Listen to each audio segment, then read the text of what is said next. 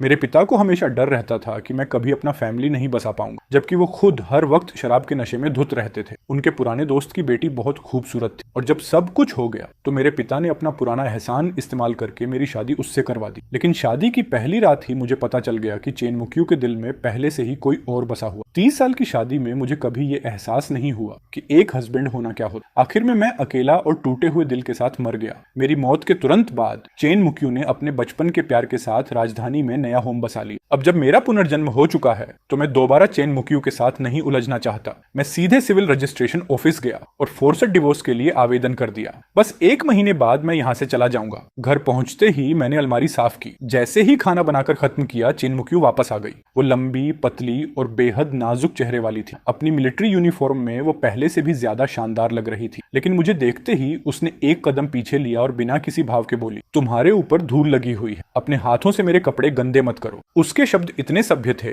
कि उनमें कोई कमी नहीं निकाली जा सकती थी, लेकिन उसकी आवाज इतनी ठंडी थी जैसे हम पिछले 3 साल से हस्बैंड वाइफ ही न हो। अगर पहले की बात होती तो मैं उसकी बात अनसुनी करके फिर भी उसके कपड़ों को छू लेता। चेन मुक्यू मुझे मना नहीं करती, लेकिन उसकी उन साफ आंखों में मुझे हमेशा ठंडी नफरत ही दिखाई देती। उसी नजर ने पूरे 30 साल तक मुझे गहराई से जख्मी किया और मेरे दिल पर ऐसे निशान छोड़ दिए जो कभी नहीं भर सकते। लेकिन इस बार मैंने सिर्फ सिर हिला दिया। मैंने अपना हाथ पीछे खींच लिया और किचन में जाकर खाना परोसने लगा। मैंने तुम्हारे पसंदीदा स्क्रैम्बल्ड एग्स बनाए हैं, छक्कर देखो पसंद आते हैं या नहीं। चेन मुक्यू ने बिना कोई भाव बदले अपना कोट उतार दिया। मैंने पहले ही कहा था, मैं हर रात डाइनिंग हॉल में खाना खाती हूँ, तुम्हें मेरे लिए खाना बनाने की जरूरत नहीं है। पिछली जिंदगी में भी बिल्कुल ऐसा ही था। पूरे 30 सालों में उसने मेरे हाथ का बनाया हुआ एक निवाला तक नहीं खाया। मैं कुछ पल चुप रहा, फिर शांत लेकिन दृढ़ आवाज में बोला, बस एक निवाला छक लो। ठीक है, आखिर ये पहली भी है और आखिरी भी। मैं अपने लिए इस बात का अंत करना चाहता हूँ। मेरी बात खत्म होते ही मैंने देखा कि चेन मुक्यू ने अचानक अपने दोनों हाथ कसकर भींच लिए, लेकिन फिर उसने सिर्फ इतना कहा, ठीक है, आई ओबे ऑर्डर्स। ये सुनते ही मेरे पूरे शरीर में ठंड सी दौड़ गई। चेन मुक्यू उत्तरी सांसी मिलिट्री रीजन की 1st रेजिमेंट कमांडर थी और भले ही मैं सिर्फ एडमिनिस्ट्रेटिव स्टाफ था, लेकिन मेरी रैंक उससे ऊंची थी। इसी वजह से पिछली जिंदगी में जब भी मैं उसे कुछ करने के लिए कहता, वो हमेशा यही कहती, आई ओबे ऑर्डर्स। वो साफ बता देती थी कि वो ये सब सिर्फ मजबूरी में कर रही है, प्यार की वजह से नहीं। चेन मुक्यू बिना किसी भाव के मेरे पास से गुजरकर मेज के सामने बैठ गई। उसके शरीर से आती हल्की सी खुशबू मेरी नाक तक पहुंची। मैं एक पल के लिए रुक गया और बिना सोचे बोल पड़ा, आज तुम फिर लिन रैन से मिलने गई थी। मेरे अलावा कोई नहीं जानता था कि ये वही खुशबू थी जो लिन रैन, चेन मुक्यू का बचपन का प्यार, सबसे ज्यादा इस्तेमाल करता था। चेन मुक्यू के चेहरे पर कोई भाव नहीं था। उसने बर्फ जैसी ठंडी आवाज में पूछा, क्या तुमने किसी को मेरा पीछा करने भेजा था? उसकी तीखी नजरों को देखकर मेरे दिल में एक अजीब सी उदासी भर गई। मेरे शब्द गले में ही अटक गए। कुछ देर की खामोशी के बाद मैंने बेपरवाही से कहा, आज तुम्हारा दिन काफी लंबा रहा होगा, जल्दी रेस्ट कर लो। इतना कहकर मैं बेडरूम की तरफ चला गया, लेकिन मुझे बिल्कुल उम्मीद नहीं थी कि चेन मुक्यू भी मेरे पीछे आ जाएगी। मैं खुद को हैरान होने से रोक नहीं पाया। क्या कर रही हो? चेन मुक्यू की आंखों में हल्की सी व्यंग्य भरी मुस्कान थी। आज महीने की 15 तारीख है, अभी तो तुमने खुद कहा था कि जल्दी आराम करेंगे। तभी मुझे याद आया कि पिछली जिंदगी में जब चेन मुक्यू मेरे साथ पति पत्नी वाला रिश्ता नहीं रखना चाहती थी, तब मैं सिर्फ अपनी रैंक का इस्तेमाल करके उसे ऑर्डर दे सकता था। इसलिए मैंने हर महीने की 15 तारीख तय कर दी थी। मैंने अपनी पीठ के पीछे दोनों हाथ कसकर भींच लिए। मैंने चेन मुक्यू को हल्के से एक तरफ कर दी। वो बिस्तर के पास खड़ी हैरान रह गई।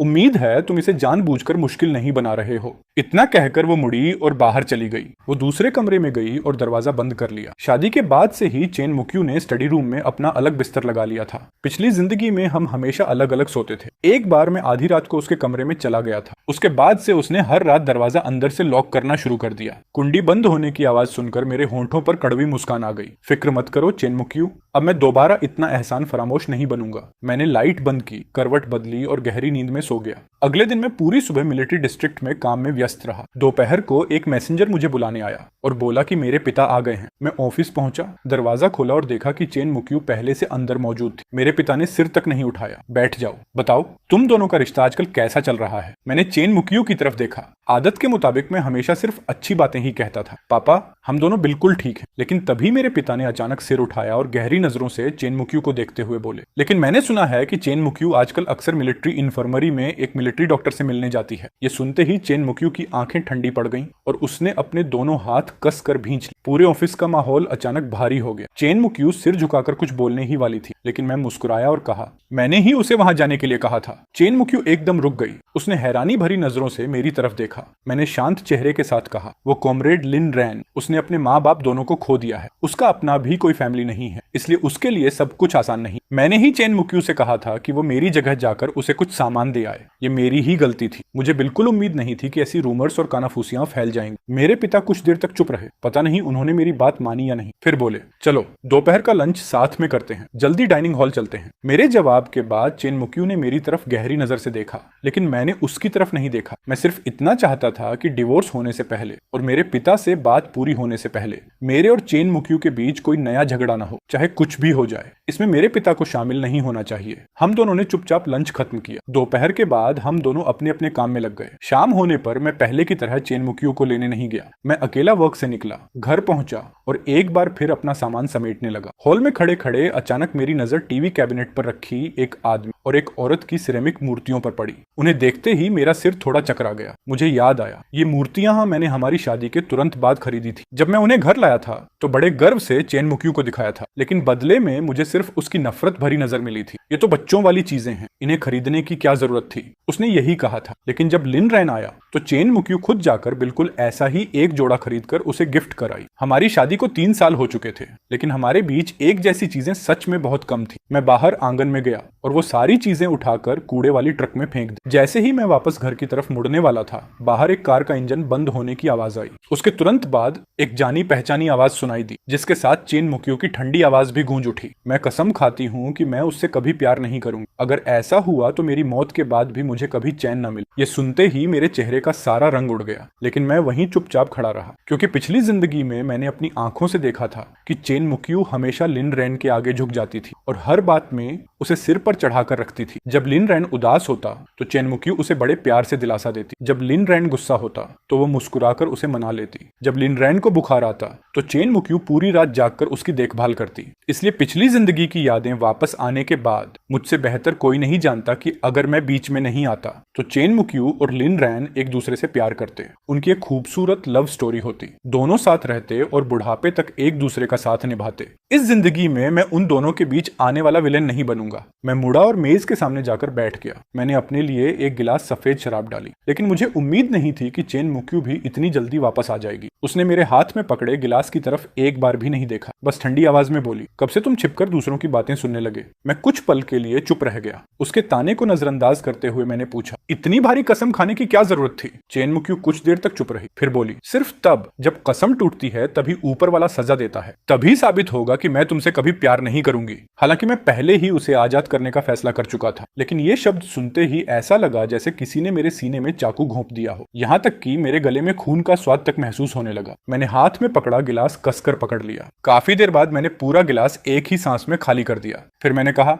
अच्छी बात है, जब डिवोर्स की सारी प्रोसेस पूरी हो जाएगी और मैं चला जाऊंगा जिससे सारी, तब चेन मुक्यू को किसी तरह की सजा नहीं मिलेगी। चेन मुक्यू ने हल्का सा भौहें सिकोड़ ली। उसे लगा मैं आज कुछ अलग सा हूं, लेकिन उसने इस बारे में ज्यादा नहीं सोचा। वो मुड़ी और सीधे बेडरूम की तरफ चली गई, लेकिन हल्के नीले रंग की उस शर्ट को देखकर वो कुछ पल के लिए रुक गई। क्या ये तुम्हारी सबसे पसंदीदा शर्ट नहीं थी? मुझे बिल्कुल उम्मीद नहीं थी कि चेन मुक्यू को ये बात अभी भी याद होगी। मैंने उसकी तरफ शांत नजरों से देखा। बिना कोई भाव दिखाए मैंने यूं ही झूठ बोल दी, अब मुझे ये पसंद नहीं है, इसलिए फेंक दी। चेन मुक्यू ने आगे कुछ नहीं पूछा। वो सीधे कमरे के अंदर चली गई। मैं भी मुड़कर अपने बेडरूम में लौट आया। पता नहीं कितना वक्त बीत गया। बाहर हल्की हल्की बारिश शुरू हो चुकी थी। बारिश की आवाज सुनते सुनते मैं भी जल्दी सो गया। अचानक आसमान में जोरदार बिजली चमकी और तेज गरज हुई। मैं डर कर एकदम बिस्तर से उछल पड़ा। मैंने अपने सीने से कपड़े कसकर पकड़ ली। मेरी सांसें तेज चल रही थी और पूरा शरीर कांप रहा था। जब मैं 10 साल का था, मेरी माँ की मौत भी ऐसी ही तूफानी रात में एक कार एक्सीडेंट में हुई थी। तब से मुझे बिजली की गरज से बहुत डर लगता है। नींद में भी गरज सुनते ही मेरी आंख खुल जाती है। शादी के बाद जब भी बिजली गरजती मैं चेन मुक्यू के पास चला जाता,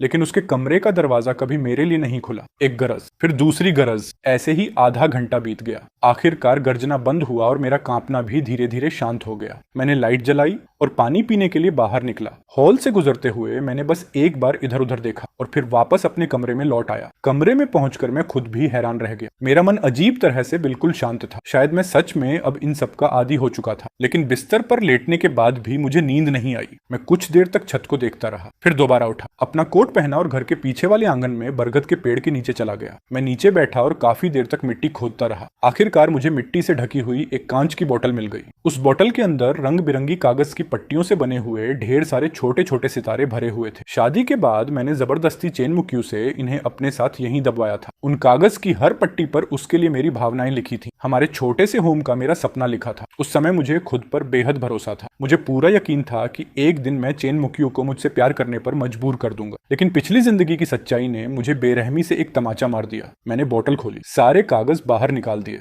एक एक करके उन्हें खोला, फिर अपना लाइटर जलाया। मैंने उन कागजों को एक एक करके जला दिया। मुझे वो इंसान मिल गया है जिससे मैं प्यार करता हूँ। उसका नाम चेन मुक्यू है। एक दिन मैं उससे शादी करूंगा और उसका जीवन साथी बनूंगा। चेन मुक्यू ने मुझसे शादी करने के लिए हाँ कह दी है। आखिरकार मैं कानूनी तौर पर उसका पति बन जाऊंगा। मैं इतना खुश था कि पूरी रात सो ही नहीं पाया। चेन मुक्यू मेरे साथ थोड़ा ठंडा व्यवहार करती है, लेकिन कोई बात नहीं। मुझे पूरा यकीन है कि एक दिन मैं उसे मुझसे प्यार करने पर मजबूर कर दूं। मैं आग की लपटों और उड़ती हुई राख को देखता रहा। उन दिनों का मेरा जोश अब शांत पानी की तरह ठंडा पड़ चुका था। तभी अचानक मेरे पीछे से चेन मुक्यू की आवाज आई, आधी रात में क्या जला रहे हो? मैं एक पल के लिए चौंक गया, लेकिन मेरे हाथ नहीं रुके। मैंने आखिरी कागज की पट्टी भी आग में डाल दी और देखता रहा कि उसकी राख हवा के साथ उड़ती चली। तब जाकर मैं धीरे धीरे खड़ा हुआ और बोला, कुछ बेकार की चीजें थी। चेन मुक्यू ने उस कांच की बोतल की तरफ देखा। उसे वो थोड़ी जानी पहचानी लगी। मैं तुरंत समझ गया कि उसे बिल्कुल याद नहीं था कि इस बोतल के अंदर पहले क्या रखा था। चेन मुक्यू ने ज्यादा नहीं सोचा और बेपरवाही से अपनी नजर हटा ली। लिन रैन को बुरा सपना आया था। ऊपर से बिजली की गरज से वो डर गया था, इसलिए मैं उसे देखने गई थी। ज्यादा मत सोचो और उसे किसी मुश्किल में मत डालना। मैंने जबरदस्ती हल्की सी मुस्कान दे दी। इतनी देर बाद भी वो अब भी लिन रैन की हिफाजत करना नहीं भूली थी। ऐसा पक्षपात सच में किसी को भी जलाने के लिए काफी था। मैं ऐसा नहीं करूंगा। मैंने खाली बोतल फेंक दी और घर की तरफ चल पड़ा। थोड़ी देर बाद चेन मुक्यू भी मेरे पीछे पीछे आ गई। हम दोनों अपने अपने कमरे में लौट गए। एक बिस्तर, एक सपना। ऐसे ही कई दिन शांति से बीत गए। मेरे जाने में अब सिर्फ 10 दिन बाकी थे। उस दिन जैसे ही मैं मिलिट्री डिस्ट्रिक्ट पहुंचा, एक सैनिक मेरे पास आया। उसने बड़े उत्साह से मेरे कंधे पर थपकी मारी। कॉमरेड गेफिन, तुम बिल्कुल सही टाइम पर आए हो। डिसिप्लिनरी इंस्पेक्शन डिपार्टमेंट वाले कॉमरेड जी की शादी है। वो सबको शादी की मिठाई बांट रहे हैं। चलो हम भी चलते हैं। तभी मुझे अपनी पिछली जिंदगी की याद आई। लगता है छोटा जी मिलिट्री डिस्ट्रिक्ट की एक कंपनी कमांडर से शादी कर रहा था। मैंने ऑफिस में शादी की मिठाई खाई। छोटे जी ने सबको दोपहर के वेडिंग बैंक्वेट में भी बुलाया। दोपहर की शादी एक रेस्टोरेंट में हो रही थी। पूरा रेस्टोरेंट लोगों की बधाइयों से भरा हुआ था। एक नजर में ही मैंने भीड़ के बीच खड़ी चेन मुक्यू को देख लिया। वो दूल्हे की सुपीरियर ऑफिसर थी, इसलिए उसे आकर बधाई देना ही था। मैंने उसकी तरफ दोबारा नहीं देखा। मैं दूसरे कॉमरेड्स के साथ बातें करने लगा। पता नहीं कितना वक्त बीत गया। तभी उधर से अचानक किसी की ऊंची आवाज सुनाई दी, कमांडर चेन, आज तुम्हारी ड्यूटी भी है। क्या तुम शराब पी सकती हो? चेन मुक्यू ने साफ आवाज में जवाब दिया, मैंने आज लीव ले रखी है। तुरंत किसी और ने हंसते हुए कहा, कमांडर चेन, कॉमरेड लिन रैन खुद दूल्हे की जगह शराब पीने के लिए आगे आया था। उसने अभी सिर्फ एक गिलास ही पिया है और तुम तो उसकी ऐसे रक्षा कर रही हो जैसे वो तुम्हारा अपना आदमी हो। मैं एक पल के लिए रुक गया और उधर देखने लगा। मैंने देखा कि चेन मुक्यू पूरी तरह नशे में धुत लिन रैन को सहारा देकर पकड़े हुई थी। जिस आदमी ने ये बात कही थी वो इतना पी चुका था कि बात खत्म करते ही मेज पर सिर रखकर खर्राटे मारने लगा। शोर शराबे से भरा पूरा रेस्टोरेंट अचानक एक पल के लिए शांत हो गया। सबकी नजरें मेरी तरफ मुड़ गईं। मेरे बगल में बैठे एक पुरुष कॉमरेड ने धीरे से मेरा हाथ खींचा। गेफेन, प्लीज इसे दिल पर मत लेना, उसने बहुत ज्यादा पी रखी है। चेन मुक्यू ने भी हल्का सा भौहें सिकोड़ ली। उसने मुश्किल से खड़े लिन रैन को पास वाली कुर्सी पर बैठाया। ऐसा लग रहा था जैसे वो मेरी तरफ आकर कुछ समझाना चाहती हो, लेकिन उसके एक कदम बढ़ाने से पहले ही मैं मुस्कुराया और बोला, मुझे पता है वो सिर्फ मजाक कर रहा था, मैं इसे दिल पर नहीं लूंगा। ये सुनते ही चेन मुक्यू का जो कदम आगे बढ़ा था वो वापस अपनी जगह पर रुक गया। उसने मेरी तरफ देखा। मैं बस ऊपर ऊपर से मुस्कुरा रहा था, लेकिन उसकी आंखों में एक अजीब सा भाव था जिसे समझ पाना मुश्किल था। उसने मुंह खोला जैसे मुझसे कुछ और कहना चाहती हो। तभी पीछे से अचानक घबराई हुई आवाजें सुनाई दी, कॉमरेड लिन रैन, तुम्हें क्या हुआ? चेन मुक्यू तुरंत मुड़ी। उसने देखा कि लिन रैन जमीन पर सिकुड़ कर पड़ा था। उसका चेहरा नीला पड़ चुका था और उसे सांस लेने में बहुत तकलीफ हो रही थी। वो बिना एक पल गंवाए उसकी तरफ दौड़ी। उसने लिन रैन को अपनी बाहों में उठा लिया और बिना किसी झिझक के उसके सीने को धीरे धीरे दबाने लगी। इसे अस्थमा अटैक आया है, जल्दी एम्बुलेंस बुलाओ। जब लिन रैन की सांसें धीरे धीरे सामान्य हो गईं, तो चेन मुक्यू ने बिना कुछ सोचे उसे फिर से अपनी बाहों में उठा लिया और एक पल भी रुके बिना वहां से तेजी से निकल गई। वो सबको वहीं छोड़ गई, मुझे भी। मैंने उस पूरे मंजर को शांत नजरों से देखा। मैंने मैंने कुछ नहीं कहा। थोड़ी ही देर में शादी का समारोह खत्म हो गया और मैं वापस ऑफिस लौट आया। मैंने एक ट्रांसफर एप्लीकेशन लिखी और फिर कमांडर के ऑफिस का दरवाजा खटखटाया। पापा, मैं बीजिंग ट्रांसफर होकर हमेशा के लिए वहीं रहने की रिक्वेस्ट करना चाहता हूँ। मेरी आवाज पूरे ऑफिस में साफ गूंज उठी। मेरे पिता ने धीरे धीरे सिर उठाया। उनके चेहरे पर अब भी वही रौब था, लेकिन इस वक्त वो बेहद गंभीर दिख रहे थे। बीजिंग ट्रांसफर होना चाहते हो? और वजह? क्या अपनी पत्नी और अपना परिवार भी छोड़ दोगे? मेरे गले में जैसे कुछ अटक गया। मेरे और पापा के बीच कभी ज्यादा अपनापन नहीं रहा, खासकर जब मैं 10 साल का था और मेरी माँ की मौत हो गई थी। उसके बाद पापा हमेशा अपने काम में व्यस्त रहने लगे। हम दोनों के बीच बात भी बहुत कम होती थी। पिछली जिंदगी में मुझे हमेशा लगता था कि पापा मुझसे ज्यादा प्यार नहीं करते, लेकिन मरने के बाद मुझे पता चला कि उन्होंने अपना पुराना एहसान इस्तेमाल करके ही चेन मुक्यू से मेरी शादी करवाई थी। ये फैसला सही था या गलत, ये अलग बात है, लेकिन उनका मकसद सिर्फ इतना था कि मेरी इच्छा पूरी हो जाए और मैं खुश रह सकूं। मैंने गहरी सांस ली। मैं पहले ही फोर्स डिवोर्स के लिए आवेदन कर चुका हूं। बस 10 दिन बाद सारी फॉर्मेलिटीज पूरी हो जाएंगी। डिवोर्स? पापा अचानक अपनी कुर्सी से खड़े हो गए। तलाक क्यों? क्या चेन मुक्यू ने तुम्हारे साथ कुछ गलत किया है? मैं हल्के से कड़वा मुस्कुराया। पापा, मुझे पता है मेरी शादी चेन मुक्यू से कैसे हुई थी। उसके दिल में मेरे लिए कोई जगह नहीं है। मैंने बहुत कोशिश की, लेकिन अब मैंने फैसला कर लिया है कि हम दोनों का वक्त और बर्बाद नहीं करूंगा। मेरे पिता चुप हो गए। उनका चेहरा ठंडा पड़ गया। मैंने आगे कहा, मुझे पता है कि जल्द ही आपका भी ट्रांसफर बीजिंग होने वाला है, तो क्यों ना इस बार हम दोनों बाप बेटा साथ में बीजिंग चले। मेरे पिता के चेहरे का भाव थोड़ा बदल गया। तुम्हें ये कैसे पता? क्योंकि ये सब मेरी पिछली जिंदगी में हो चुका था। आपके ट्रांसफर के बाद मेरे और चेन मुक्यू के बीच रिश्ता पहले से भी ज्यादा खराब हो गया था, लेकिन मैंने ये बात जुबान से नहीं कही। मैं बस चुपचाप खड़ा रहा। कुछ देर बाद मेरे पिता ने हाथ हिलाया और ट्रांसफर एप्लीकेशन पर अपने सिग्नेचर कर दी। ठीक है, बस बाद में पछताना मत। मैं हल्का सा मुस्कुराया। मैं कभी नहीं पछताऊंगा। उस दोपहर चेन मुक्यू और लिन रैन वापस मिलिट्री एरिया नहीं आए। रात को भी चेन मुक्यू घर नहीं लौटी। मैंने इस बात पर ज्यादा ध्यान नहीं दिया। लिन रैन को अस्थमा अटैक आया था। उसकी देखभाल करने वाला उसके पास कोई नहीं था, इसलिए चेन मुक्यू का वहीं रुकना बिल्कुल स्वाभाविक था। मैंने हमेशा की तरह नहाया और सो गया। अगले दिन वर्क से छुट्टी होने के बाद मैं अकेला घर की तरफ चल पड़ा। तभी मैंने देखा चेन मुक्यू अपनी कार का पैसेंजर डोर खोल रही थी। लिन रैन सबसे पहले मुझे देख चुका था। वो पहले से पैसेंजर सीट पर बैठा हुआ था, लेकिन मुझे देखते ही तुरंत नीचे उतरने लगा। कॉमरेड गेफन, तुम्हारी भी ड्यूटी खत्म हो गई। बहुत अच्छा, चलो साथ चलते हैं। प्लीज गलत मत समझना। मैंने अपने एक दोस्त के साथ मूवी देखने का प्लान बनाया था, लेकिन उसे अचानक कुछ काम आ गया। फिर रास्ते में मेरी मुलाकात चेन मुक्यू से हो गई, तो मैंने उससे कहा कि वो मेरे साथ मूवी देखने चल जाए। पिछली जिंदगी में मैं इन छोटी छोटी बातों को बहुत अहमियत देता था। मुझे लगता था कि चेन मुक्यू की कार की पैसेंजर सीट मेरे पति होने की पहचान है और वही हमारी शादी की सबसे सुरक्षित जगह है। लेकिन अब जब मैंने चेन मुक्यू को ही छोड़ दिया है, तो उसकी पैसेंजर सीट से मुझे क्या मतलब? जब मैंने देखा कि लिन रैन नीचे उतरने वाला है, तो मैंने उसे रोक दिया। कोई बात नहीं, मैंने कुछ भी गलत नहीं सोचा। तुम्हें उतरने की जरूरत नहीं है, बेकार की परेशानी होगी। मैं पैदल ही घर चला जाऊंगा। चेन मुक्यू ने मेरी तरफ देखा, जैसे वो कुछ कहना चाहती हो, लेकिन तब तक मैं मुड़ चुका था और वहां से चला गया। रात को मैंने देखा कि चेन मुक्यू अभी भी स्टडी रूम में काम कर रही थी। मैं कुछ पल झिझका, फिर दरवाजा खटखटाकर उसे याद दिलाया। लगभग रात के 10 बजने वाले हैं। क्या तुम अभी भी रेस्ट नहीं करोगी? चेन मुक्यू हमेशा समय की बहुत पाबंद रहती थी। वो कभी भी रात 10 बजे के बाद नहीं सोती थी, लेकिन उस रात उसने पहली बार ये नियम तोड़ दिया। चेन मुक्यू ने बिना सिर उठाए जवाब दिया, कल मिलिट्री एरिया में एक आर्ट परफॉर्मेंस और लिन रैन उसमें परफॉर्मेंस करेगा। मुझे आज रात ये सारे डॉक्यूमेंट्स पढ़कर खत्म करने, वरना कल मैं उसकी परफॉर्मेंस देखने समय पर नहीं पहुंच पाऊंगी। बिल्कुल, सिर्फ जिस इंसान से प्यार होता है उसी की हर बात मायने रखती है। ये बात मैं पिछली जिंदगी में ही समझ चुका था, तो अब खुद को बेवजह तकलीफें देने की क्या जरूरत थी। मैंने बिना कुछ कहे सिर हिला दिया, फिर अपने कमरे में गया और कैलेंडर पर एक और दिन काट दिया। अब डिवोर्स पूरा होने और पापा के साथ बीजिंग जाने में सिर्फ 8 दिन बाकी थे। अगली सुबह आर्ट परफॉर्मेंस था। मैं उसे देखने नहीं गया। मुझे लगा आज भी चेन मुक्यू से मुलाकात नहीं होगी, लेकिन मुझे उम्मीद नहीं थी कि दोपहर में कैफेटेरिया से ऑफिस लौटते ही चेन मुक्यू गुस्से भरे चेहरे के साथ अंदर आ जाएगी। वो आते ही बोली, कल दोपहर पापा ने बताया था कि माइन नंबर 28 केस का हत्यारा भागकर लिंचेन पहुंच गया है। क्या तुमने ही पापा को मुझे लिंचेन भेजने से मना किया था ताकि मैं जांच में मदद न कर सकूं? मैं कुछ पल के लिए हैरान रह गया। कई साल पहले चेन मुक्यू के पिता की हत्या हुई थी और वही माइन नंबर 28 केस आज तक अनसुलझा था। इसी वजह से चेन मुक्यू हमेशा इस मामले को लेकर बेहद जुनूनी रही थी, लेकिन मुझे ये नहीं पता था कि हत्यारा लिंचेन भाग गया है, और न ही मुझे उसके पिता का कोई ऑर्डर पता था। मैं कुछ कहने ही वाला था, तभी मैंने देखा कि हमेशा शांत रहने वाली चेन चेन मुक्यू इस वक्त मुझे गुस्से से घूर रही थी। तुम अपने स्वार्थ के लिए मुझे यहाँ कैद करके कैसे रख सकते हो? उस हत्यारे को सबसे अच्छी तरह मैं जानती हूँ। मुझे लिनचेन जाना ही होगा।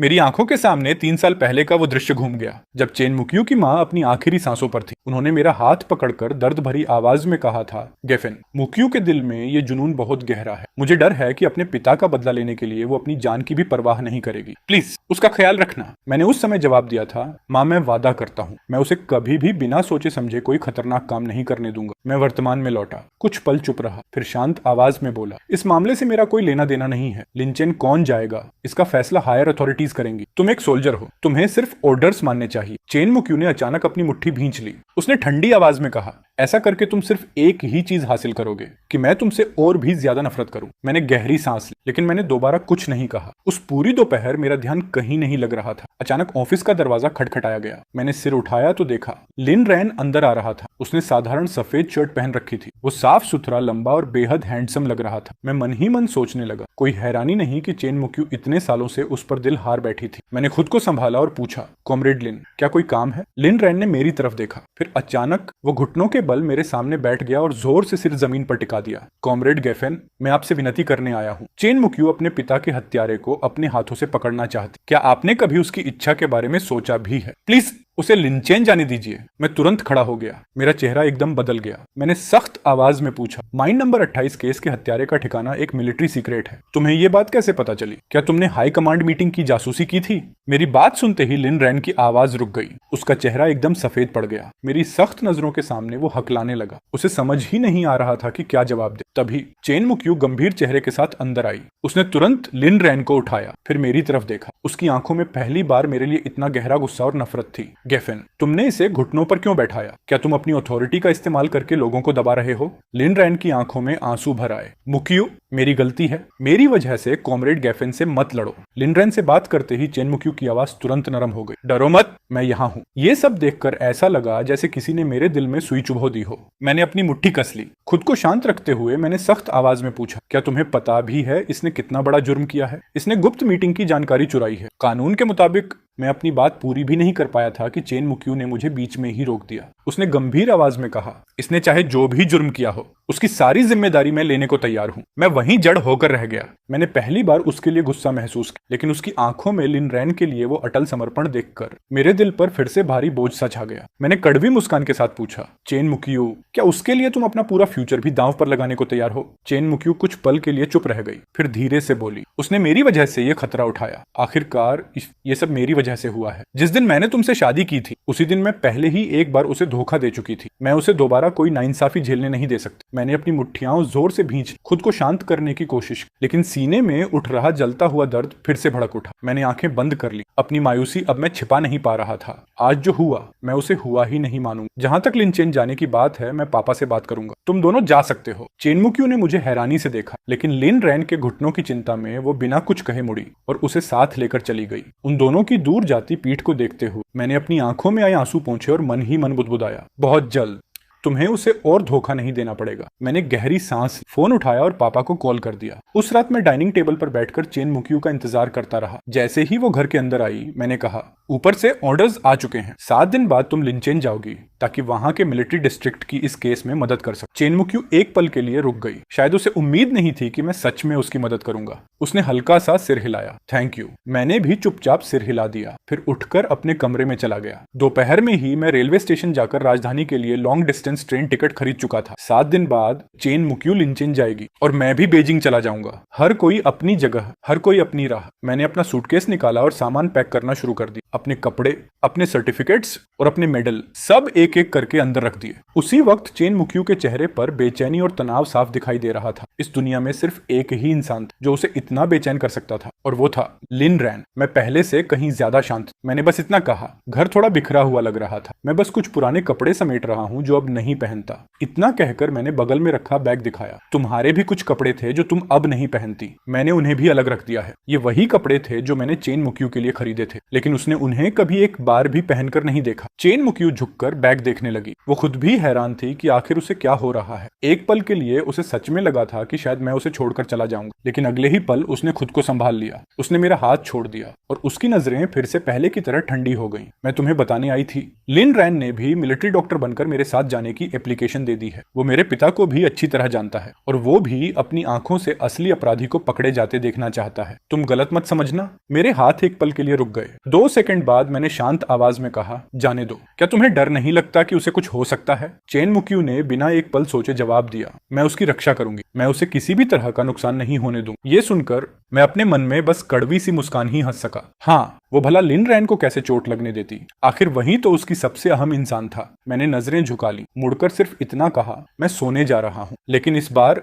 मेरे पीछे चेन मुक्यू के चले जाने की आवाज नहीं आई। मैंने हैरानी से पीछे मुड़कर देखने का सोचा, लेकिन सिर घुमाने से पहले ही चेन मुक्यू अचानक मेरे सीने से आ लगी। मेरा दिल एक पल के लिए जोर से धड़क उठा। ये क्या कर रही हो? चेन मुक्यू की सांसें गर्म थी, लेकिन उसके अगले शब्दों ने मुझे ऐसा महसूस कराया जैसे मैं बर्फ के कुएं में गिर गया हूँ। मुझे पता है तुम्हारे दिल में अब भी नाराजगी है, लेकिन जब तक तुम लिन रैन को नुकसान नहीं पहुंचाओगे, मैं तुम्हारी हर बात मान सकती हूँ। ऐसा लगा जैसे किसी जलती हुई चीज ने मुझे छू लिया हो। मैंने उसे जोर से धक्का देकर खुद से अलग कर दिया। आखिर तुम मुझे समझती क्या हो, चेन मुक्यू? उसके चेहरे पर कोई भाव नहीं, उसकी आंखों में प्यार का एक कतरा भी नहीं था। मुझे सिर्फ इतना महसूस हुआ कि उसने मेरी बेइज्जती की है। मैंने उसे कमरे से बाहर धक्का दिया, दरवाजा बंद किया और उसी दरवाजे से टिककर खड़ा हो गया। ऐसा लग रहा था जैसे मेरा दिल टुकड़े टुकड़े हो गया। अगले कुछ दिन मैं अपने जाने की तैयारी में व्यस्त रहा। जल्दी ही 5 दिन बीत गए और मेरे जाने से एक दिन पहले का दिन आ गया। मेरे और पापा दोनों के ट्रांसफर ऑर्डर्स भी बीजिंग के लिए आ चुके थे। ऑफिस का सारा सामान समेटने के बाद मैं बहुत देर तक सोचता रहा। आखिर में मैंने एक बुलेट प्रूफ वेस्ट उठाई और चेन मुक्यू को ढूंढने चला गया। वो अपराधी बहुत ही क्रूर और खतरनाक है। उसके पास बंदूक भी है। तुम्हें बहुत सावधान रहना होगा। पिछली जिंदगी में मैंने उसे न जाने कितने तोहफे दिए थे और ये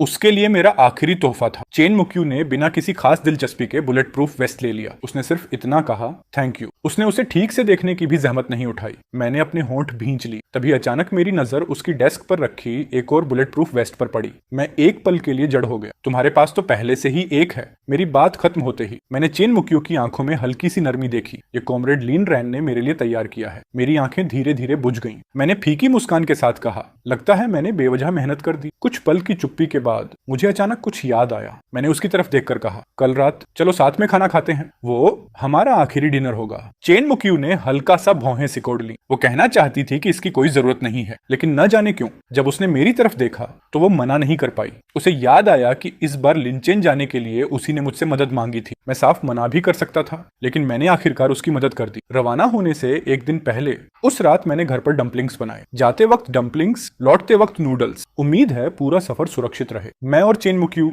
हम दोनों अपने अपने भविष्य की तरफ सुरक्षित पहुंचे। जब चेन मुक्यू घर लौटी तो वो थोड़ी हैरान रह गई। उसने पहली बार मेरी तरफ देखकर कहा, तुमने काफी सोच समझकर तैयारी की। मैं मुस्कुराया और लहसुन की सॉस वाली 2 छोटी प्लेटें उसकी तरफ बढ़ा दी। जल्दी बैठो और खाओ, अभी अभी बने हैं। मुझे याद है तुम्हें इन्हें गरम गरम खाना पसंद है। ये सुनकर चेन मुक्यू थोड़ा चौंक गई। शादी के 3 सालों में हम दोनों ने बहुत कम बार साथ बैठकर खाना खाया था। ज्यादातर बार पापा भी हमारे साथ होते थे। मिलिट्री एरिया की कैंटीन के अलावा हम सिर्फ नए साल पर ही साथ बैठकर डम्पलिंग्स खाते थे। उसने मेरी तरफ देखा और धीरे से कहा, मुझे उम्मीद नहीं थी कि तुम्हें अब भी मेरी पसंद याद होगी। वो मेज के सामने बैठ गई। उसने चॉपस्टिक से एक डम्पलिंग उठाया और मुंह में रखा। थोड़ी झिझक के साथ बोली, बहुत स्वादिष्ट। मैंने कुछ नहीं कहा। मैंने कभी नहीं सोचा था कि हमारी पहली और आखिरी अकेले वाली डिनर ऐसी होगी। मैं कुछ कहने ही वाला था कि तभी सोफे के पास रखा लैंडलाइन फोन बज उठा। चेन मुक्यू उठी और फोन रिसीव किया। फोन रखने के बाद उसने मेरी तरफ देखा। दरवाजे के पास पहले से रखा अपना सामान उठाया और बोली, मिलिट्री एरिया में एक जरूरी काम आ गया है। मैं उसे निपटाने जा रही हूँ। आज रात वापस नहीं आऊंगी। कल सुबह वहीं से सीधे गाड़ी में निकल जाऊंगी। मेरा इंतजार मत करना। तुम जल्दी सो जाना। इतना कहकर वो जल्दी जल्दी बाहर निकल गई। मैंने उसके कटोरे में पड़े उस डम्पलिंग को देखा जिसका उसने सिर्फ एक कौर खाया था। मैंने हल्की सी कड़वी मुस्कान दी और ऐसे खाना जारी रखा जैसे कुछ हुआ ही ना हो। उसका इंतजार मैंने तो बहुत पहले ही करना छोड़ दिया था। मैंने अकेले ही सारे डम्पलिंग्स खा ली, फिर सारे कटोरे और प्लेटें धोई, उन्हें उनकी जगह पर रख दिया और इस घर में अपनी आखिरी रात गुजारी। अगली सुबह ठीक 6 बजे जैसे ही मेरी आंख खुली, खिड़की से बाहर धूप से भरा शांत मौसम दिखाई दिया। मेरा मूड भी काफी हल्का हो गया। मैंने अपने सूटकेस में 2 जोड़ी कपड़े रखे, फिर सबसे नीचे वाले दराज से फर्स्ट डिवोर्स वाले डॉक्यूमेंट्स निकाले, उन्हें डेस्क पर सबसे साफ दिखाई देने वाली जगह पर रखते। अधिकारी की कही हुई बात मेरे कानों में गूंज रही थी। 15 दिन बाद तुम्हारा वैवाहिक रिश्ता अपने आप खत्म हो जाएगा। मैंने सूटकेस उठाया और दरवाजा खोल दिया। जैसे ही बाहर निकलने वाला था, मैंने मिलिट्री कंपाउंड के गेट पर 2 जानी पहचानी शक्लें देखी। चेन मुक्यू और लिन रैन दोनों साथ में एक हरे रंग की जीप में बैठ रहे थे। लगता था कि कल रात मिलिट्री एरिया में कोई काम नहीं था। असल में लिन रैन का कोई काम था और चेन मुक्यू अपनी पहचान से बढ़कर भी उसका साथ देने के लिए हर कोशिश कर रही थी। मैंने उस दूर जाती जीप को देखा और राहत की सांस लेते हुए मुस्कुरा दिया, फिर मुड़कर दरवाजा बंद कर दिया। एक एक कदम चलते हुए मैं उस शादी वाले कमरे से दूर चला गया, उस घर से भी जहां अब मेरे होने का कोई निशान नहीं बचा था। जैसे ही मैं मिलिट्री कंपाउंड के गेट पर पहुंचा, एक दूसरी जीप मेरे सामने आकर रुकी। खिड़की नीचे हुई। अंदर पापा बैठे थे। उन्होंने पूछा, सारा सामान तैयार है? मैंने सिर हिलाया, हाँ। सुबह 8:20 पर जीप हमें रेलवे स्टेशन ले गई। स्टेशन पर एक ही समय में 2 ट्रेन रवाना हुई, एक बेजिंग की तरफ और दूसरी लिंचेन की तरफ। एक उत्तर की ओर, दूसरी दक्षिण की ओर। उस दिन के बाद हम दोनों अलग हो गए और फिर कभी नहीं मिले। ट्रेन की खिड़की से मैंने दूसरी तरफ चेन मुक्यू और लिन रैन को देखा। मेरे होंठ हिले, लेकिन कोई आवाज नहीं निकली। अलविदा। उसी पल दूसरी तरफ चेन मुक्यू का दिल अचानक बेचैन हो उठा। उसने तुरंत सिर घुमाकर दूसरी तरफ देखा, लेकिन उसे सिर्फ दूर जाती हुई ट्रेन का आखिरी डिब्बा दिखाई दिया। उसके दिल में अजीब सी बेचैनी उठी, लेकिन उसे समझ नहीं आया क्यों और न जाने कैसे अचानक उसके दिमाग में मेरा चेहरा आ गया। मैं उसके बारे में क्यों सोच रही? चेन मुक्यू ने अपना माथा दबाया और सिर हिला दिया। उसके पास बैठे लिन रैन ने हैरानी से पूछा, मुक्यू क्या हुआ? चेन मुक्यू ने अपनी नजरें वापस खींच ली, फिर शांत होकर बोली, कुछ नहीं, मैं बस उस हत्यारे के बारे में सोच रही थी। हाँ, इस वक्त उसके लिए सबसे जरूरी चीज वही थी, अपने पिता के हत्यारे को पकड़ना। चेन मुक्यू की आंखें फिर से दृढ़ हो गईं। लिंचेन का उसका मिशन काफी सफल रहा। वो कई सालों से माइन नंबर 28 केस के हत्यारे की जांच कर रही थी और जैसा उसने कहा था, उस हत्यारे को उससे बेहतर कोई नहीं जानता था। उसके शामिल होने के बाद मिलिट्री डिस्ट्रिक्ट की जांच पहले से 2 गुनी तेज हो गई और आखिरकार उन्होंने बिना किसी परेशानी के उस हत्यारे को पकड़ लिया। इतने सालों बाद आखिर वो दिन आ ही गया जब उसने अपने पिता के हत्यारे को पुलिस कार तक ले जाते देखा तो उसने बड़ी मुश्किल से अपने आंसू रोके, लेकिन उसकी आंखें पूरी तरह लाल हो चुकी थी। उसके बगल में खड़े लिन रैन ने उसे आखिरकार बदला पूरा होने की बधाई दी, लेकिन पता नहीं क्यों उसी पल उसके दिमाग में अचानक मेरा चेहरा उभर आया। चेन मुक्यू ने तुरंत सिर झटक दिया। उसने उस अजीब ख्याल को अपने मन से निकाल दिया, शायद इसलिए क्योंकि इस मिशन में गेफिन ने उसकी मदद की थी। इसी वजह से इस पल उसे मेरी याद आ गई। ऑपरेशन खत्म होने के बाद चेन मुक्यू और लिन रैन वहां ज्यादा देर नहीं रुके। दोनों ट्रेन पकड़कर वापस सानी लौट गए। शाम होते होते वो लोग वापस पहुंच गए। चेन मुक्यू के पास घर जाने का भी वक्त नहीं था। वो सीधे कब्रिस्तान जाने की तैयारी करने लगी। लिन रैन ने उसकी तरफ चिंता से देखा। चेन मुक्यू, मैं भी तुम्हारे साथ चलता हूँ। लेकिन चेन मुक्यू नहीं चाहती थी कि वो उसके साथ और सफर करे। वैसे ही उसकी तबीयत ज्यादा अच्छी नहीं रहती थी, कहीं और खराब ना हो जाए। जरूरत नहीं है लिन रैन, तुम पहले जीप से वापस चले जाओ। कब्रिस्तान काफी दूर है, तुम्हें मेरे साथ आने की जरूरत नहीं है। इतना कहकर उसने एक ड्राइवर को बुलाया और लिन रैन का सामान उसे दे दिया। लिन रैन जानता था कि चेन मुक्यू के दिल में बहुत सी बातें दबी हुई हैं। वो उसका साथ देना चाहता था, लेकिन जब चेन मुक्यू ने मना कर दिया तो उसके पास हार मानने के अलावा कोई रास्ता नहीं था। वो जीप में बैठा और वहां से चला गया। चेन मुक्यू ने 2 28 इंच वाली बाईसाइकिल उधार ली और मुयोन की तरफ पैडल मारने लगी। उसके पिता और माँ दोनों की कब्रें साथ साथ। चेन मुक्यू 2 गुलदस्ते लेकर पहाड़ी पर चढ़ गई। उसे लगा इस वक्त कब्रिस्तान में कोई नहीं होगा, लेकिन दूर से उसने एक आदमी को अपने माता पिता की कब्र के सामने पीठ करके खड़ा देखा। चेन मुक्यू उसके पास गई और आवाज लगाई, अंकल दुआन। उस आदमी ने पीछे मुड़कर नहीं देखा, बस इतना कहा,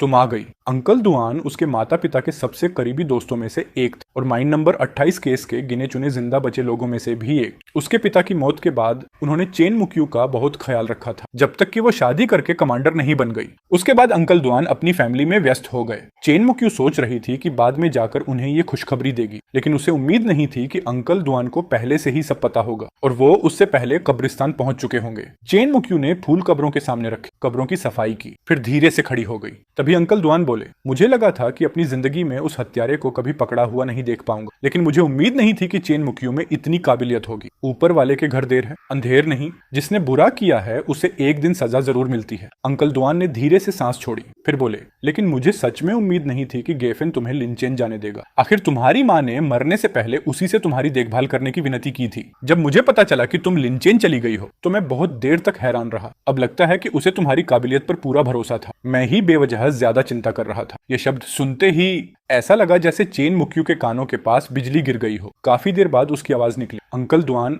आप कहना क्या चाहते हैं? क्या माँ ने मरने से पहले? अंकल दुआन को तभी समझ आया, क्या गेफेन ने तुम्हें ये बात नहीं बताई? तुम्हारी माँ को डर था कि तुम कोई खतरनाक कदम उठा लोगी, इसलिए मरने से पहले उन्होंने गेफेन से कहा था कि वो तुम्हारा अच्छी तरह ख्याल रखे। अब समझ आया कि वो खुद लिनचेन क्यों नहीं गया। तो असली वजह ये थी। चेन मुक्यू वहीं खड़ी रह गई। उसके मन में अचानक सब कुछ साफ होने लगा। लेकिन उसने मुझे ये बात कभी बताई क्यों नहीं? उसे अचानक वो सारी बातें याद आने लगीं जो उसने मुझसे कही थी। उसे एहसास हुआ कि उसने मुझे गलत समझा था। भले ही वो मुझसे प्यार नहीं करती थी, लेकिन इस बार उसने सच में मुझे गलत समझा था। वो जल्दी से अंकल दुआन से विदा लेकर घर की तरफ भागी। रास्ते में उसकी नजर एक तंगुलू बेचने वाले ठेले पर पड़ी। उसे याद आया कि मुझे तंगुलू खाना बहुत पसंद। उसने बिना सोचे एक खरीद ली। घर पहुंचकर चेन मुक्यू ने हल्की बेचैनी के साथ दरवाजा खोला, लेकिन पूरा घर खाली और ठंडा था। बस एक नजर में ही उसे समझ आ गया कि मैं वहां नहीं था। गेफेन। उसने 2 बार मेरा नाम पुकारा, लेकिन किसी ने जवाब नहीं दिया। वो सोच ही रही थी कि मैं इस वक्त कहां गया हूं कि तभी उसकी नजर डेस्क पर रखे फोर्स्ड डिवोर्स डॉक्यूमेंट्स पर पड़ी। उसके हाथ से तंगुलू उसी पल नीचे गिर गया। वो जमीन पर 2 बार लुढ़का और धूल में लिपट गया। चेन मुक्यू काफी देर तक उन डॉक्यूमेंट्स को देखती रह गई, जैसे उसे पढ़ना ही नहीं आ रहा हो। उसके चेहरे पर खालीपन छा गया। बहुत देर बाद जाकर उसे समझ आया कि मैंने फोर्स्ड डिवोर्स के लिए एप्लीकेशन दे दी थी। लेकिन ऐसा क्यों? उस वक्त तो उसी ने जिद करके मुझसे शादी की थी। यहाँ तक कि उसने अपने पिता से पुराना एहसान भी इस्तेमाल करवाया था ताकि मैं शादी के लिए मान जाऊं। और अब वो खुद तलाक चाहता है। चेन मुक्यू कुछ भी समझ नहीं पा रही थी। उसी वक्त न जाने किस ख्याल से उसने मेरा कमरा खोल दिया। शायद उसे अब भी यकीन नहीं हो रहा था, लेकिन दरवाजा खुलते ही कमरा पूरी तरह खाली था। मेरी हर चीज पहले ही गायब हो चुकी थी। एक पल के लिए चेन मुक्यू ने राहत की सांस ली, लेकिन उसी राहत के साथ उसके दिल के किसी कोने में एक अनकही उदासी भी चुपचाप जन्म ले चुकी थी। शायद ये सिर्फ इस बात का पछतावा था कि वो अपने की के लिए मुझसे माफी भी नहीं मांग पाई। उसने मन ही मन सोचा। उसने तंगुलू उठाया और कूड़ेदान में फेंक दिया, फिर अपने कमरे में लौट गई। लेकिन बिस्तर पर लेटने के बाद भी उसके दिल की अजीब सी बेचैनी उसे सोने नहीं दे रही थी। अगली सुबह बहुत तड़के ही दरवाजे पर दस्तक हुई। दरवाजा खोलते ही उसने देखा सामने लिन रैन खड़ा था। उसे अचानक एक अजीब सी निराशा महसूस हुई, लेकिन वो किसका इंतजार कर रही थी ये खुद उसे भी नहीं पता था। लिन रैन मुस्कुराते हुए ताजा बने स्टीम्ड बंस की ट्रे उसकी तरफ बढ़ाते हुए बोला, चेन मुक्यू, मैंने अभी अभी ये गर्मा गर्म बंस बनाए, जरा चक्कर देखो। चेन मुक्यू ने एक बन उठाया और उसका एक कौर खाया। कैसा है? लिन रैन ने उम्मीद भरी नजरों से पूछा। अच्छा है। ये सुनकर लिन रैन मुस्कुरा दिया। वो बाकी बंस टेबल पर रखने ही वाला था कि उसकी नजर अचानक डिवोर्स एप्लीकेशन पर पड़ी। वो एक पल के लिए वहीं जम गया। उसने हैरानी से चेन मुक्यू की तरफ देखा। चेन मुक्यू, ये गेफेन ने मुझसे तलाक ले लिया है। चेन मुक्यू ने बिल्कुल शांत आवाज में कहा, जैसे वो सिर्फ ये बता रही हो कि बंस स्वादिष्ट था। लिन रैन अपने चेहरे की खुशी छिपा नहीं पाया। उसने ट्रे नीचे रखी और चेन मुक्यू का हाथ पकड़ लिया। आखिरकार वो दिन आ ही गया। मुक्यू, उस वक्त तुम्हें अपने पिता के एहसान की वजह से मजबूरी में गेफेन से शादी करनी पड़ी थी। अब जबकि उसने खुद तलाक मांग लिया है, आखिरकार हम दोनों साथ रह सकते हैं। उसके सामने खड़ा आदमी इतना खुश था कि उसकी आवाज तक हल्की सी कांप रही थी। चेन मुक्यू ने उसकी पीठ थपथपाई। हाँ, लेकिन उसके दिल में फिर वही अजीब सी चुभन उठी। सुबह की यह घटना ज्यादा देर नहीं चली। दोनों को काम पर जाना था। चेन मुक्यू सीधे मिलिट्री एरिया में अपने पिता के ऑफिस पहुंची। उसे नहीं पता था कि उसके पिता को मेरे फोर्स डिवोर्स के बारे में पता है या नहीं, और अगर पता है तो उनका रवैया क्या होगा। लेकिन कम से कम उसे जाकर एक सफाई तो देनी ही थी। लेकिन जैसे ही उसने ऑफिस का दरवाजा खोला, अंदर कोई नहीं था। ये भी जा चुके हैं। चेन मुक्यू के चेहरे पर उलझन साफ दिखाई देने लगी। उसके दिल की बेचैनी और बढ़ गई। दोनों बिना बताए कैसे चले गए। तभी पीछे से एक साथी सैनिक की आवाज आई, कॉमरेड चेन, क्या आप कमांडर गेव को ढूंढ रही हैं? चेन मुक्यू पीछे मुड़ी। वो कुछ कहती, उसे पहले ही दूसरा बोला, कमांडर गेव और कॉमरेड गेव फैन दोनों का ट्रांसफर बीजिंग हो गया है। अजीब बात है, आप उनके साथ क्यों नहीं गई? चेन मुक्यू ने कोई जवाब नहीं दिया। वो सीधे अपनी ऑफिस लौट गई। वो काफी देर तक वहीं बैठी रही। उसे समझ नहीं आ रहा था कि उसके अंदर ये खालीपन आखिर क्यों है। उसके लिए तो ये अच्छी बात होनी चाहिए थी। अब उसे उस इंसान के साथ नहीं रहना पड़ेगा जिससे वो प्यार नहीं करती थी, और न ही उसे अपने पिता के एहसान की चिंता करनी पड़ेगी। लेकिन फिर ऐसा क्यों लग रहा था जैसे उसके दिल का कोई हिस्सा गायब हो गया हो। अगले कुछ दिनों तक चेन मुक्यू ने खुद को मजबूर किया कि वो गेफेन के बारे में न सोचे। इसी दौरान लिन रैन ने फिर से उनके रिश्ते को शुरू करने की बात कही। चेन मुक्यू को लगा कि वो पहले ही एक बार उसे निराश कर चुकी है, अब दोबारा ऐसा नहीं कर सकती, इसलिए उसने हामी भर दी। लेकिन जब भी शादी की तैयारियों या भविष्य की बातें होती, उसके दिमाग में अनजाने में हमेशा गेफेन का चेहरा आ जाता। और जैसे जैसे लिन रैन से शादी का दिन करीब आने लगा, वैसे वैसे वो मुझे और ज्यादा याद करने लगी। कभी कभी तो वो सोचती, अगर गेफेन को इस शादी की खबर मिलेगी तो उसके चेहरे पर कैसा एक्सप्रेशन होगा। क्या वो दुखी होगा? क्या उसे फर्क पड़ेगा? या उसे बिल्कुल भी परवाह नहीं होगी। और जब वो सोचती कि शायद मुझे कोई फर्क ही नहीं पड़ेगा, तो उसके दिल में अचानक दर्द उठता। जब उसे होश आया तो उसने खुद से कहा, मैं पागल हो गई हूं क्या? हमारा तलाक हो चुका है, अब उसका मेरी जिंदगी से क्या लेना देना। एक दिन मिलिट्री एरिया की मीटिंग खत्म होने के बाद चेन मुकी और लिन रैन ने थोड़ी ड्रिंक की। अचानक पूरा माहौल एक पल के लिए जम गया। दोनों के चेहरे पर यकीन न कर पाने वाला भाव था। लिन रैन कुछ कहना चाहता था, लेकिन चेन मुक्यू ने उसे मौका ही नहीं दिया। वो जल्दी से वहां से निकल गई और अपने कमरे में खुद को बंद कर लिया। वो खिड़की के बाहर चांदनी को देखते हुए काफी देर तक चुप बैठी रही। उसे यकीन नहीं हो रहा था कि अभी कुछ देर पहले उसके मुंह से अनजाने में गेफेन का नाम निकल गया था, लेकिन उसके दिल की बेचैनी लगातार बढ़ती जा रही थी। हाल के दिनों की सारी बातें बार बार उसके दिमाग में घूम रही थी। वो उन्हें जोड़कर सोचने लगी और सोचते सोचते पूरी रात वहीं बैठी रह गई। सुबह होने तक वो एक ऐसे नतीजे पर पहुंची जिसने उसे खुद ही हक्का बक्का कर दिया। उसे गेफेन से प्यार हो गया था। भले ही वो इसे मानने से इनकार करती रही, लेकिन सच्चाई उसके सामने थी। वरना इन दिनों उसकी ये बेचैनी आखिर क्यों होती? सब समझ आने के बाद चेन मुक्यू ने दोनों हाथों से अपना सिर पकड़ लिया। मुझे सच में गेफेन से प्यार हो गया, लेकिन मैं तो उससे नफरत करती थी। ऐसा कैसे हो सकता है? उसे खुद जाकर इस बात की पुष्टि करनी थी। चेन मुक्यू पूरी रात जागती रही। सुबह होते ही वो मिलिट्री एरिया गई, छुट्टी ली, फिर तुरंत बीजिंग की ट्रेन टिकट खरीदी और बिना देर किए रवाना हो गई। 12 घंटे बाद बीजिंग। कमांडर गेव का घर ढूंढना मुश्किल नहीं था, बस कुछ जान पहचान वालों से पूछना पड़ा। घर पहुंचकर उसने दरवाजा खटखटाया, लेकिन दरवाजा खोलने वाला गेफेन नहीं था। सामने कमांडर गेव खड़े थे और उनका चेहरा बिल्कुल भी खुश नहीं लग रहा था। चेन मुक्यू, तुम यहाँ? चेन मुक्यू ने होंठ काटे। पापा, आप लोग बिना बताए क्यों चले गए? मैं गेफेन से मिलना चाहती। कमांडर गेव का चेहरा सख्त हो गया। गेफेन बीजिंग में नहीं है, ऊपर से उसका सीक्रेट ट्रांसफर हुआ है। मैं उसके बारे में कुछ भी नहीं बता सकता। अब तुम जाओ, तुम्हारा और गेफेन का तलाक हो चुका है। अब दोबारा यहाँ मत आना। कमांडर गेव दरवाजा बंद करने ही वाले थे कि चेन मुक्यू ने उन्हें रोक लिया। प्लीज मुझे बता दीजिए, अगर नहीं बताएंगे तो मैं यहीं इंतजार करती रहूंगी। कमांडर गेव ने उसे अजीब सी नजर से देखा। जैसी तुम्हारी मर्जी। इतना कहकर उन्होंने दरवाजा बंद कर दिया। कमांडर गेव को ऐसे इंसान से कोई हमदर्दी नहीं थी जो किसी चीज की कीमत उसे खोने के बाद समझता है। उन्होंने उसे बाहर ही खड़ा रहने दिया। उन्हें यकीन था कि वो ज्यादा देर तक टिक नहीं पाएगी। वो आराम से चाय पीते रहे और न्यूज़पेपर पढ़ते रहे। रात हो गई। जब कमांडर गेव सोने की तैयारी कर रहे थे तो उन्होंने देखा कि चेन मुक्यू अब भी दरवाजे के बाहर खड़ी थी। वो अभी तक गई नहीं थी। उन्होंने ठंडी सांस लेकर कहा, अगर पहले समझ जाती तो आज ये दिन नहीं देखना पड़ता। इतना कहकर उन्होंने तिरस्कार से नाक सिकोड़ी और पर्दे बंद कर दी। कई घंटों तक लगातार खड़े रहने से चेन मुक्यू के पैर पूरी तरह सुन्न हो चुके थे, लेकिन वो पीछे हटने को तैयार नहीं थी। ये गेफेन से मिलने का उसका आखिरी मौका था। उसे उससे मिलना ही था और उसे माफी भी मांगनी थी। रात के बीच अचानक आसमान में सुनहरी बिजली कड़की और उसके तुरंत बाद मूसलाधार बारिश शुरू हो गई। चेन मुक्यू पूरी तरह भीग गई, लेकिन वो अपनी जगह से नहीं हिली। बारिश लगातार उस पर बरसती रही। धीरे धीरे उसकी चेतना धुंधली होने लगी। उसकी आंखों के सामने सब कुछ घूमने लगा और आखिरकार वो जमीन पर गिरकर बेहोश हो गई। बेहोश होने के बाद चेन मुक्यू ने एक सपना देखा। मेरे लिए खाना मत बनाया करो, मेरी चीजों को हाथ मत लगाया करो। उसने सामने खड़े इंसान को हमेशा की तरह ठंडी और नफरत भरी नजर से देखा। सामने खड़ा आदमी चुपचाप झुककर वो खाना समेट रहा था, जिसे किसी ने छुआ तक नहीं था। चेन मुक्यू एकदम सन्न रह गई।